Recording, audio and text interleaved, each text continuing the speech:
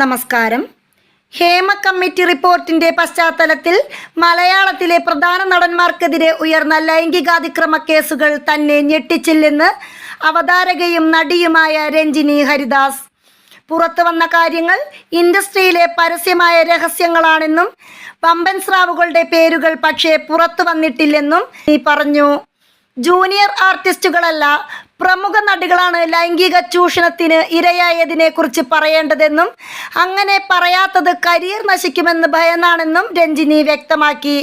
തനിക്ക് നഗ്ന ഫോട്ടോ അയച്ചു തന്ന ഒരു പ്രമുഖനുണ്ട്. ഷർട്ട് ഇടാത്ത ഒരു ചിത്രമാണ് അയച്ചു തന്നത്.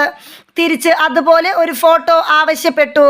നിങ്ങൾ മുട്ടിയത് തെറ്റായ വാതിലിലാണെന്ന് താൻ മറുപടി അയച്ചെന്നും ആ ചിത്രം ഇപ്പോൾ തൻ്റെ കയ്യിൽ ഇല്ലാത്തത് കൊണ്ടാണ് ആ നടൻ്റെ പേര് പറയാത്തതെന്നും രഞ്ജിനി പറയുന്നു. സിനിമയിൽ തുടക്കക്കാരായ പെൺകുട്ടികൾ മാത്രമല്ല,